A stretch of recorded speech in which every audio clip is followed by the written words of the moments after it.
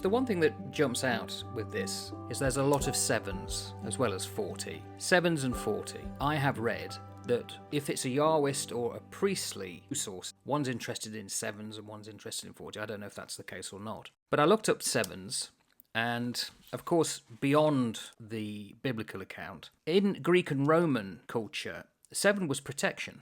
So you got 7 sages, the wise men of ancient Greece, the 7 wonders, the 7 hills of Rome. In numerology, 7 means seed of life, the 7 circles that form up a circle. We've had in the Navy 7 seas. There's 7 turns around the Kaaba in Islam on the Hajj. There's 7 chakras in Hinduism. Well, actually more than that, but 7 main chakras, 7 days of the week, 7 deadly sins, 7 ages of man, and it goes on.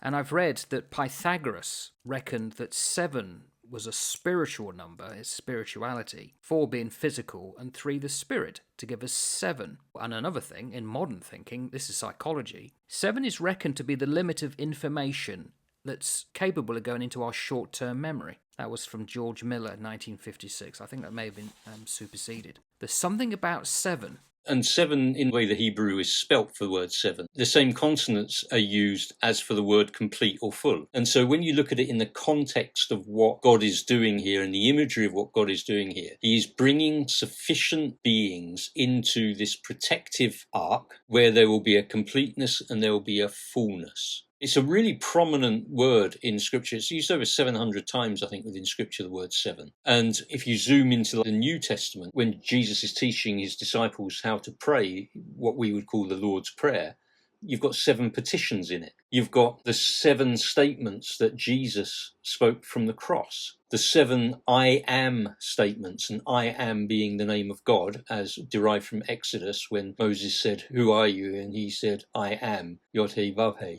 You've got 7 metaphors that Jesus uses to describe himself as the pathway to salvation. And the list goes on and on and on, all through the New Testament as well. So it's something that flows between Old Testament, New Testament, and, as you nicely pointed out, goes beyond the covers of the Old Testament and New Testament. It's like a universal truth which is out there. The Old and New Testament condense it and say, this is what it means. Lots of people believe all of this stuff. Going back to my analogy that we were talking about earlier with a wheel and spokes and the rim and the hub, you've got all of these truths that are spokes that may form a rim, but the hub comes back to what the Old Testament, New Testament teaches from a Christian perspective. Now, the hub is the person of Christ. And so all of these truths will speak of him. The volume of the book, he says, speaks of me. And I think that there are so many truths in other religious beliefs that actually speak of him. But the other religious beliefs are focused over here. They're not focused on the hub. And that's not trying to be patronizing to other religious beliefs. That's saying this is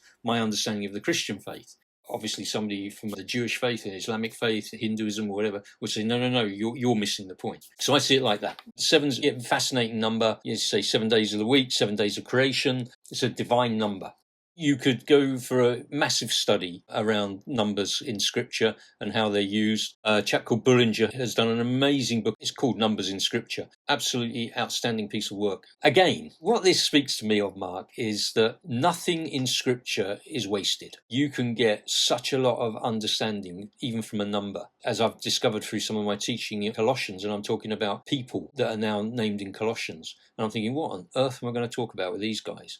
Until I started to actually look at them, where they come from, who they are, what they did. And none of it's wasted. They're all there to give you some insight. 7s gives you some insight, being linked to that consonant of the word complete and full, as we move into verse 3. Yes, of the fowl also of the air 7 and 7, male and female, to keep seed alive upon the face of all the earth. So again, it's 7. And it's male and female. Very important if you want these to continue after the flood. There's no point having 2 males or 2 females. And that may not be a popular thought in modern day era, but there are 2 sexes, male and female. And how people decide to align themselves from a gender perspective, well, that's only been brought in since the 20th century as to gender identification in that regard. Historically, pre-mid-20th century, gender and biological sex have always been aligned. Gender roles, that's a different issue. Gender and biological sex have always been aligned and are always aligned in Scripture. Whether you like it, whether you don't. That's what the Scripture teaches. And there's lots of stuff that you may not like in Scripture. You know what? Suck it up, buttercup. That's the way it is.